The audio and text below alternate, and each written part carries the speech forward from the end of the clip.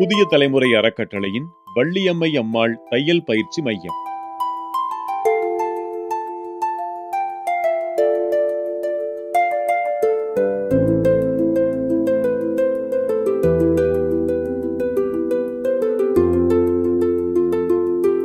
புதிய தலைமுறையின் அறக்கட்டளை தையல் பயிற்சி மையத்திற்கு வருவதற்கு நான் மகிழ்ச்சி அடைகிறேன். எனது வாழ்த்துக்கள். என்னுடைய பிறந்த ஊர் திருநெல்வேலி. நான் திருநெல்வேலியிலேருந்து முதுகலைக்கு பிரசிடென்சி காலேஜில் சேர்ந்தேன். அது 1964 நான் முடித்தேன். அன்னைக்கு ஸ்டார்ட் பண்ண என்னுடைய ப்ரொஃபஸர் அந்த கல்வித்துறை தொழில் இன்னைக்கு வரைக்கும் கண்டினியூ பண்ணுது. இது என்னுடைய 57வது வருஷம். நான் 2000 ஆண்டு ரிட்டையர் ஆன மகளிர் கிறிஸ்தவ கல்லூரியிலேருந்து.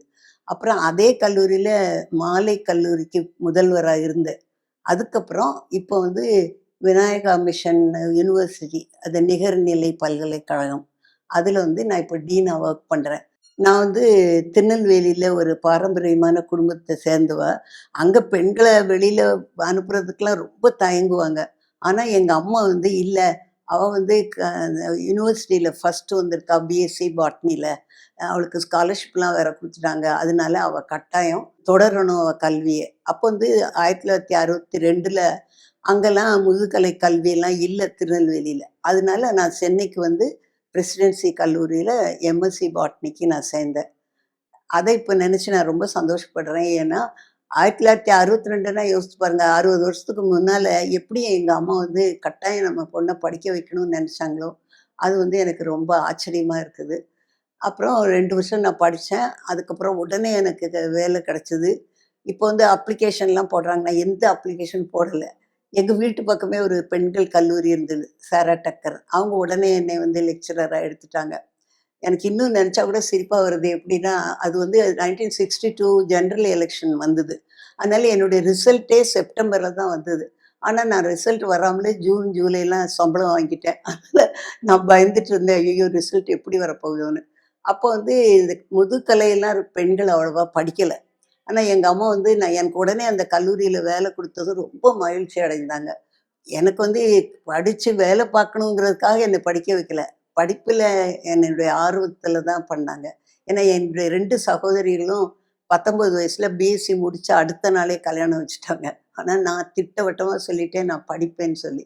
அதனால் என்னுடைய லைஃப் கல்வி நம்மளை எப்படி மேன்மைப்படுத்தும் அப்படின்னு சொல்கிறதுக்கு ஒரு உதாரணம். எங்கள் வீட்டில் 3 பெண்கள். ஆனால் எனக்கு ஒரு சகோதரன் உண்டு. அவர் பேர் கிளமெண்ட் இளங்கோ. அவர் லாயலாவில் படிச்சுட்டு அப்புறம் எம்சிசியில் இங்கிலீஷ் மேஜர் எடுத்தார். அதே வருஷத்தில் அவர் ஐஏஎஸ் பாஸ் பண்ணிவிட்டு உடனே கலெக்டர் ஆக்குறாங்க. அதனால் எங்கள் பாண்டிச்சேரியில். அப்போ இந்தியன் ஹிஸ்ட்ரியிலே யங்கஸ்ட் கலெக்டர் என்னுடைய தம்பி தான். இப்போ அவர் ஆஸ்திரேலியாவில் இருக்கிறாரு. அப்புறம் நாங்கள் 4 பேருமே பிஹெச்டி. எப்படின்னா, என் தம்பி ஐஏஎஸ் ஆன பிறகு பிஹெச்டி ஆனார் எங்கள் லண்டனில் ஒரு யூனிவர்சிட்டியில். அப்புறம் நானும் பிஹெச்டி அண்ணா யூனிவர்சிட்டி. என் தங்கச்சி மதர் தெரசா யூனிவர்சிட்டி. எங்கள் அக்கா பாளையங்கோட்டையில். கல்விக்கு நம்மளை அர்ப்பணித்தா நம்மளை உயரத்துக்கு கொண்டு போகும். இப்போ உதாரணத்துக்கு நீங்களே சொல்லுங்கள், 84 வயசு உள்ள ஒருத்தவங்களுக்கு யார் வேலை கொடுப்பா? ஆனால் எனக்கு கொடுத்தாங்க. அப்போ நம்ம கடவுள் நம்மளுக்கு கொஞ்சம் திறமையை கொடுத்துருக்காரு, அதை நம்ம உபயோகிக்கணும்.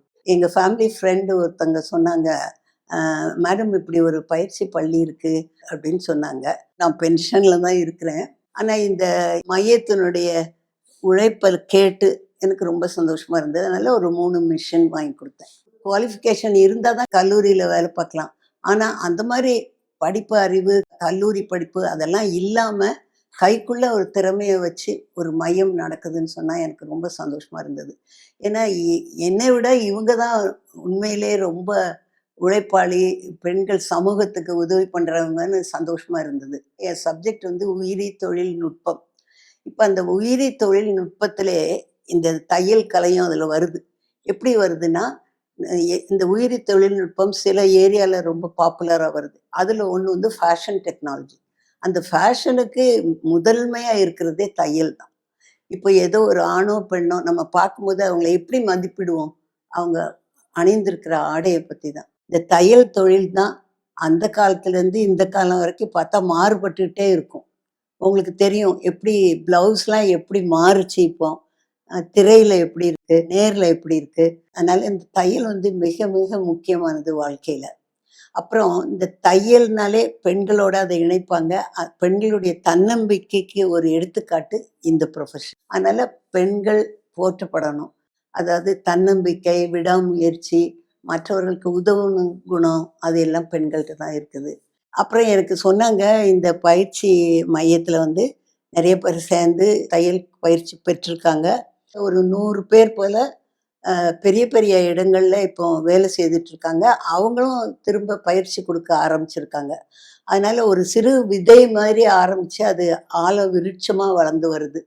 அதனால நான் ஒரு பெண்ணா இருக்கிற நான் ரொம்ப மகிழ்ச்சி அடைகிறேன். தையல் கலைய கற்ற பெண்கள பார்த்து நான் ரொம்ப அட்மையர் பண்றேன். நான் எப்பவும் சொல்லுவேன், நம்ம கைக்குள்ள ஒரு திறமை இருக்கணும், ஒரு ஸ்கில் இருக்கணும். இப்போ நான் ஒரு கல்லூரியில இருக்கிறேன். அங்கேயும் நான் சொல்லியிருக்கேன், ஸ்டூடண்ட்ஸ்க்கு வந்து இது கற்றுக் கொடுக்கணும் இந்த தையல் கலைய.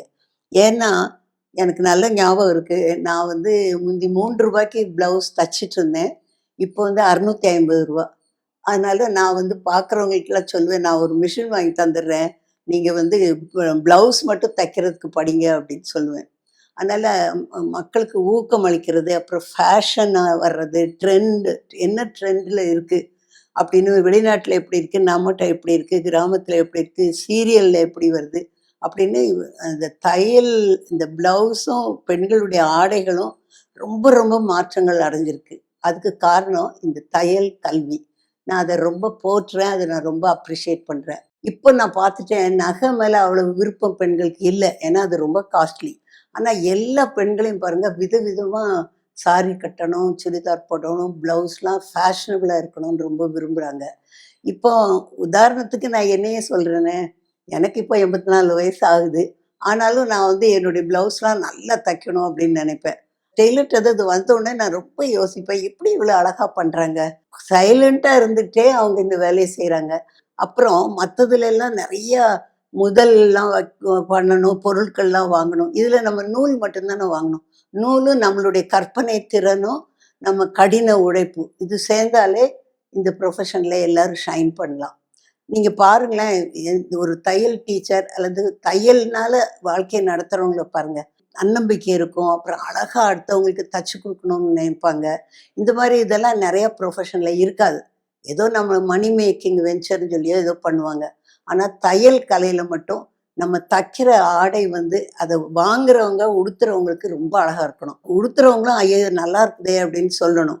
அப்புறம் அத பார்க்கும்போது முதல் கேள்வி இந்த பெண்கள் கேட்பாங்க, "உங்க ப்ளவுஸ் நல்லா தச்சிருக்க. எங்க நீங்க தைக்கிறீங்கன்னு?" கேட்பாங்க. அதனால இந்த தையல் கலைய, கல்விய நான் ரொம்ப பெருசா மதிக்கிறேன். இந்த மையத்த வைக்கணும்னு நினைச்ச புதிய தலைமுறைக்கு என்னுடைய வாழ்த்துக்கள். அப்புறம் இது இன்னும் மென்மேலும் நல்லா வரணும். இன்னும் நெறைய பேரு இதுல சேரணும். அதனால சமூகத்துல நெறைய பேர் பயனடையணும்னு ஆசைப்படுறேன். நீங்களும் இவரைப் போல் எங்களோடு இணைந்து சேவையாற்றலாம். நல்லதொரு சமூக மாற்றத்திற்கு துணை நிற்கலாம். நம்மால் முடியும்.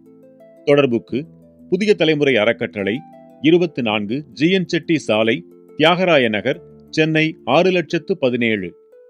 பயிற்சியில் சேர தொடர்பு கொள்ள வேண்டிய முகவரி: வள்ளியம்மை அம்மாள் தையல் பயிற்சி மையம், புதிய தலைமுறை அறக்கட்டளை, 78 ஸ்ரீ கிருஷ்ணா நகர், 3வது தெரு, வளசரவாக்கம், சென்னை 6082. இக்காணொளி பயனுள்ளதாக இருந்தால் விருப்ப குறியிடுங்கள். புதிய தலைமுறை ஃபவுண்டேஷன் வலைக்காட்சிக்கு சந்தாதாரர் ஆகுங்கள். அறிவிப்பு மணியை ஒலிக்கச் செய்து பதிவுகளை தவறாமல் காணுங்கள்.